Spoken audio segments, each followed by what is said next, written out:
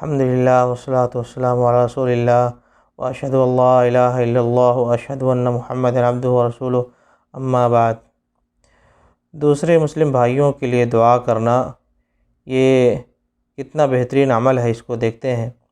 صحیح مسلم کی حدیث ہے 2733 نمبر کی، اللہ کے نبی علیہ الصلوۃ والسلام نے ارشاد فرمایا کہ دعاء المرء المسلم لأخیہ بظہر الغیب مستجابہ عند رأسہ ملک موکل کلما دعا لأخیہ بخیر قال الملک الموکل بہ آمین ولک بمثل۔ اس حدیث کا مطلب یہ ہوا کہ اللہ کے نبی علیہ الصلوۃ والسلام نے ارشاد فرمایا کہ ایک مسلم کی دعا اپنے دوسرے مسلم بھائی کے لیے، کسی بھی مسلم بھائی کے لیے، بظہر الغیب یعنی اس کی عدم موجودگی میں، وہ موجود نہیں ہے، وہ اس کے پاس نہیں ہے، اس کے باوجود وہ اس کے لیے دعا کرتا ہے، اس کے لیے نیک تمنا رکھتا ہے، اس کے لیے اچھائی کی دعا کرتا ہے، تو اس کی دعا کیا ہوتی ہے؟ اللہ کے یہاں قبول کی جاتی ہے۔ کسی مسلم بھائی کا کسی دوسرے مسلم بھائی کے لیے دعا کرنا اس کی عدم موجودگی میں، یہ دعا کیا ہوتی ہے؟ اللہ کے یہاں مستجاب ہے، یہ دعا قبول ہوتی ہے ضرور۔ اس کے سر کے پاس اللہ تعالیٰ نے ایک فرشتہ مقرر کر دیا ہوتا ہے، وہ فرشتہ جب وہ اپنے بھائی کے لیے دعا کرتا ہے اس کی عدم موجودگی میں، وہ فرشتہ اس کے اوپر آمین کہتا ہے، اور یہ بھی کہتا ہے کہ اللہ تعالیٰ تمہیں بھی اسی طرح سے عطا فرما دے۔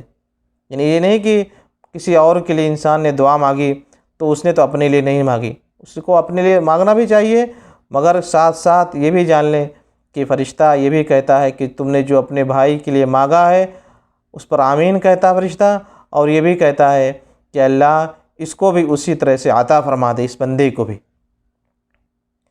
تو دیکھیں یہ بہت بڑا باب ہے خیر کا، نیکی کا، جس سے بہت سارے لوگ غافل ہیں۔ وہ کیا ہے؟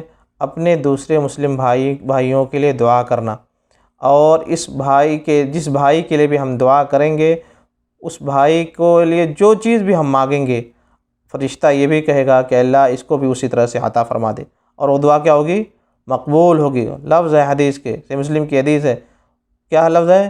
مستجابہ۔ اس کی دعا کیا ہے؟ اللہ کے یہاں قبول کی جاتی، دعا مستجاب ہے، وہ قبول ہو کر کے رہے گی انشاءاللہ۔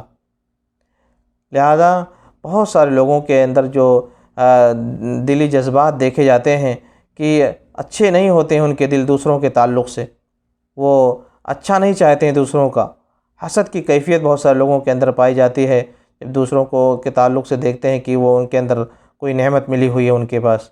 حالانکہ ہمیں اس پر بالکل حسد نہیں کرنا چاہیے، بلکہ اس کے لیے مزید خیر کی دعائیں کرنا چاہیے، اللہ اس کی خیر میں، اس کی بھلائی میں مزید اضافہ فرما دے، اس کو مزید اپنی نعمتوں سے نواز دے۔ کیا ہوگا؟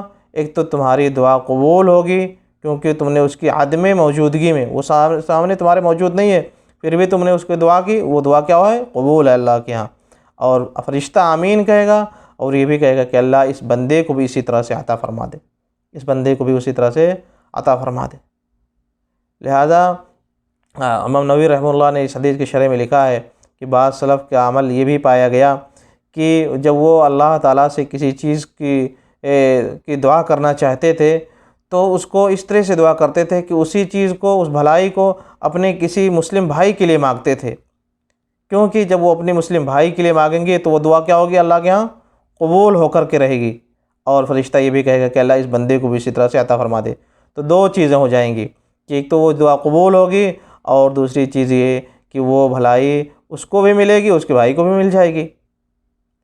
لہذا دل کو ہمیں وسیع رکھنا چاہیے، دوسروں کے تعلق سے دل کو کشادہ رکھنا چاہیے۔ دینے والی ذات اللہ ہے، اس کے خزانے میں کوئی کمی ہونے والی نہیں ہے، وہ سب کو بھی عطا کر دے تو بھی اس کے خزانے سے ایک سوئی کے ناکے کے برابر بھی کوئی چیز کم ہونے والی نہیں ہے۔ لہذا دل کو کشادہ رکھیں، دوسروں کے تعلق سے اچھے جذبات پیدا کریں، اور ان کے لیے بھی بھلائی مانگنے کی کوشش کریں، دوسروں کے لیے بھی دعائیں کرنے کی کوشش کریں۔ آدمی اپنے لیے دعا کرے، اپنے خاص طور سے اپنے والدین، اپنے ماں باپ کے لیے دعائیں کریں، ان کو کبھی دعاؤں میں بھولے نہیں، اپنے رشتہ داروں کو دعاؤں میں بھولے نہیں، ان لوگوں کو بھی یاد رکھے، اپنے دوست احباب جن سے اس کے اچھے تعلقات ہیں، گہری دوستیاں جن سے ہیں، ان کو کبھی اپنی دعاؤں میں بھولے نہیں۔ اسی طرح سے دوسرے اور مسلمان لوگ جن لوگوں نے اس کے ساتھ احسان کبھی کیا ہو، کبھی کسی نے اس کے ساتھ کوئی بھلائی کر دی ہو، اس کو دعاؤں میں بھولے نہیں۔ عام مسلمانوں کے لیے بھی دعا کرنی چاہیے۔ کوئی بھی مسلمان پریشان ہے، کسی بھی مسلمان کی وفات ہو گئی اور مردوں کے لیے ہمارے جو رشتہ دار انتقال دنیا سے جا چکے ان کے لیے بھی دعائیں کرنی چاہیے۔ سارے مسلمانوں کے لیے دعائیں کرنی چاہیے۔ دعاؤں کو صرف اپنے اوپر صرف منحصر کر دینا، صرف آدمی ہاتھ اٹھائے اور اپنے لیے دعا کر لے اور اسی پر بند کر دے، یہ اچھی چیز نہیں۔ دعا کر سکتا ہے، کوئی بات نہیں، لیکن اسے چاہیے کہ عموم اور شمول پیدا کرے، دوسروں کو بھی دعاؤں میں شریک کرے، اس کو فائدہ ہوگا۔ ایک تو یہ کہ وہ دعا قبول ہو جائے گی، اس دعا کا مقام بڑھ جائے گا، اس دعا کا مقام اللہ کے نزدیک بڑھ جائے گا، اس پر فرشتہ آمین کہے گا۔ سوچیں، فرشتہ آمین کہے گا، اللہ تعالیٰ اس شخص کے پاس ایک فرشتہ مقرر کر دیں گے فوراً، اور وہ فرشتہ اس کی دعا پر آمین کہے گا، اس کی دعا پر آمین کہے گا، اور کہے گا کہ اللہ اس بندے کو بھی اسی طرح سے عطا فرما دے جس کی دعا اس نے اپنے دوسرے مسلم بھائی کے لیے کی ہے۔ اس وجہ سے آپ دیکھیں گے جب بہت ساری دعاؤں میں جسے ابراہیم علیہ السلام کی دعا ہے، ابراہیم علیہ السلام جب دعا کرتے ہیں کہ رب اجعلنی مقیم الصلاۃ ومن ذریتی ربنا وتقبل دعا ربنا اغفر لی ولوالدی وللمؤمنین یوم یقوم الحساب، ربنا اغفر لی ولوالدی وللمؤمنین یوم یقوم الحساب۔ تو وہ خود کیسے دعا کرتے ہیں؟ کہتے ہیں ربنا اغفر لی، اللہ اے ہمارا رب مجھے بخش دے، ولوالدی میرے والدین کو بخش دے، وللمؤمنین اور سارے مومنوں کو بخش دے۔ دیکھیں، سارے مومنوں کے لیے دعائیں کر رہے ہیں۔ یوم یقوم الحساب، جس دن حساب قائم ہوگا، اے اللہ سب کو بخش دینا۔ نوح علیہ السلام کی دعا میں سے رب اغفر لی ولوالدی ولمن دخل بیتی مؤمنا وللمؤمنین والمؤمنات، اے اللہ مجھے بخش دے اور جو میرے والدین کو بخش دے، اور جو میرے گھر میں داخل ہوا مومن ہو کر کے اس کو بخش دے، اور وللمؤمنین والمؤمنات اور سارے مومن مردوں اور ساری مومن عورتوں سب کو اللہ بخش دے، سب کو معاف کر دے۔ اس طرح سے دعائیں کرنا چاہیے۔ ہم بھی دعائیں کریں تو اس طرح سے دعائیں کریں کہ اللہ ہماری بخشش کر دے، ہمارے والدین کی بخشش کر دے، اور ہمارے گھر والوں کی، ہمارے رشتہ داروں کی بخشش کر دے، ہمارے جو دوست احباب ہیں ان کی بخشش کر دے۔ اللہ سارے مسلمانوں کو بخشش کر دے، اللہ سارے مسلمانوں کی پریشانیوں کو دور فرما دے۔ اس طرح سے آدمی کو عموم پیدا کرنا چاہیے، دوسروں کے تعلق سے اچھے جذبات پیدا کرنا چاہیے، اور خاص کسی کا نام لے کر کے بھی دعا کرتا ہے تو وہ بھی اچھی چیز ہے کہ اللہ فلاں بیمار ہے، اللہ فلاں کو شفا دے دے، اللہ فلاں شخص پریشان حال ہے اس کی پریشانی دور فرما دے، اللہ فلاں میرا دوست ہے اس کی اس چیز کی ضرورت ہے، اللہ اس کی ضرورت پوری فرما دے۔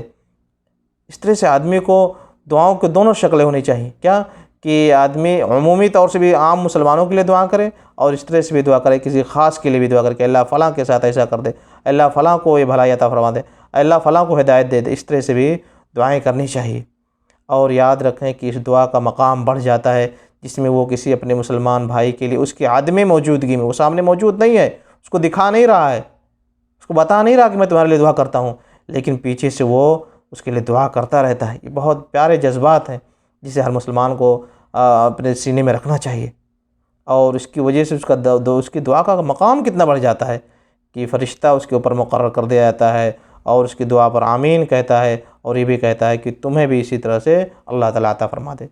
اللہ تعالیٰ ہمارے اندر یہ جذبات پیدا فرمائے اور اس پر عمل کرنے کی توفیق عنایت فرمائے، آمین۔ وصلی اللہ وسلم علی نبینا محمد، جزاکم اللہ خیرا۔